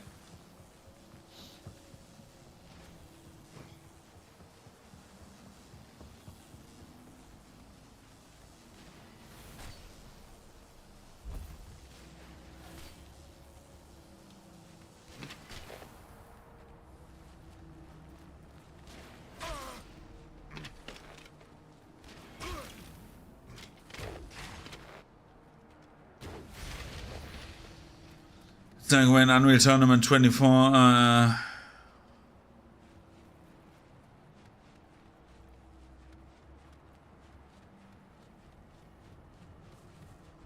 yeah, I don't know. I feel like for the most part oh, look at this guy, he's dead.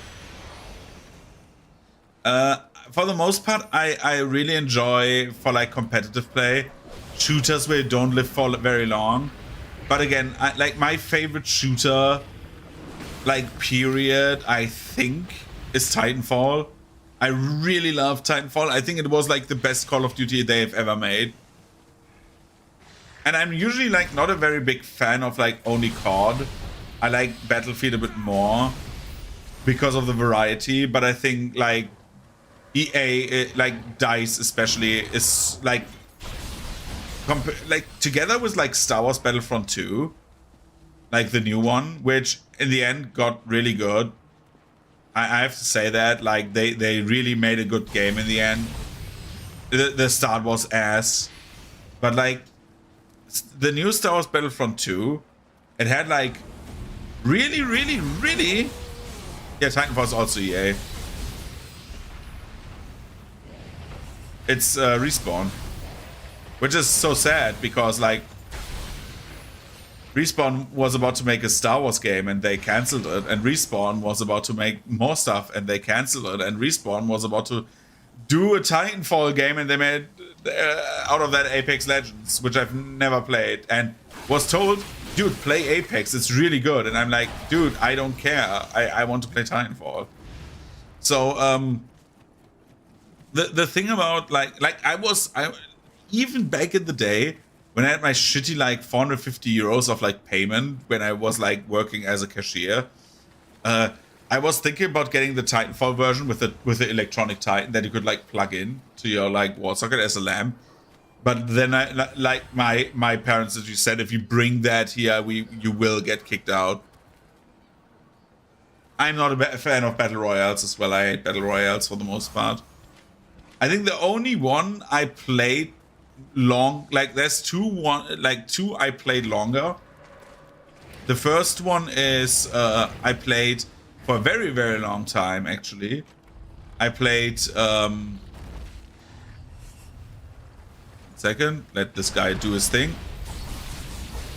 But I played The Culling. I think that was like the most fun out of all of them, because The Culling was like, okay, it's not very like it was very arcadey, right? You had like literally like builds and perk tree, like perks you could unlock, and like class you could do yourself. Like I have 3 culling videos on my YouTube channel still from way back when, where I did like a Mario build where we were like literally like throwing like explosive fireballs and stuff like that. It's like actually fun. It was like super funny because I've never played Awesome Nords. And then like what I really also enjoyed or still enjoy is like a round of or two of like Hunt Showdown.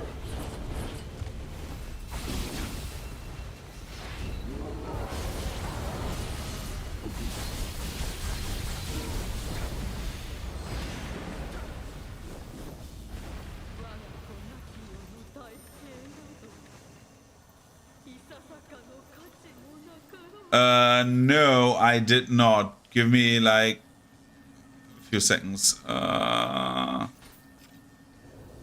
bup, bup, bup, bup.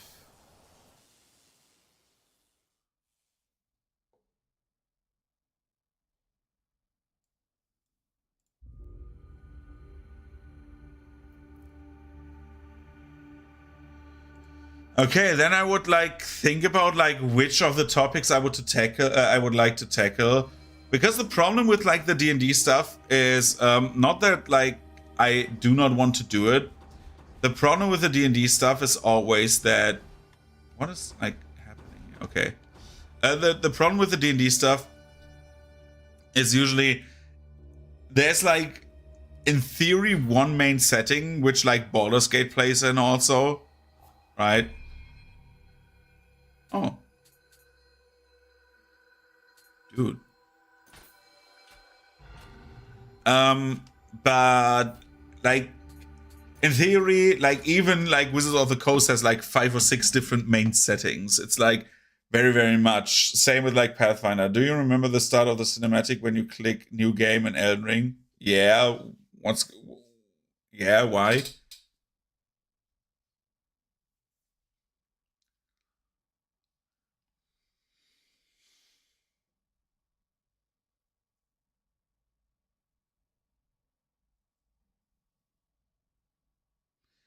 What was the first line? I'm thinking about that.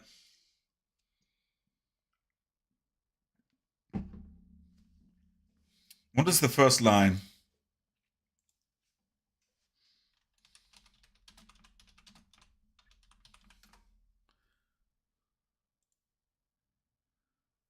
Quickly playing the intro.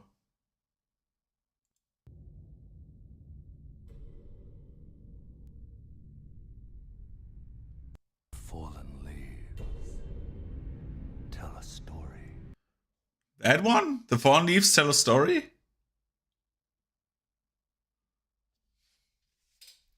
Because I really like the idea. Yeah, that's a good actually start to a video. But what I was about to say was like, I mean, that's the origin of the name of the podcast. Oh, okay. See, I did not know that. But like, in all actuality, I would be thinking about maybe because like, oh, but a Chinese novel, web novel, okay. Because I'm like thinking about what I do next, and I have like before we are like after Nioh, I wanted to do maybe something more akin to I wanted to do like a series maybe of like watching JoJo's again. So I would not take the JoJo thing basically as like the next podcast idea, because then I have like rewatched all of JoJo at some point and then we could talk about that. But I'm not 100% sure. I will come back to you on that maybe. Like I will have something figured out maybe on Saturday.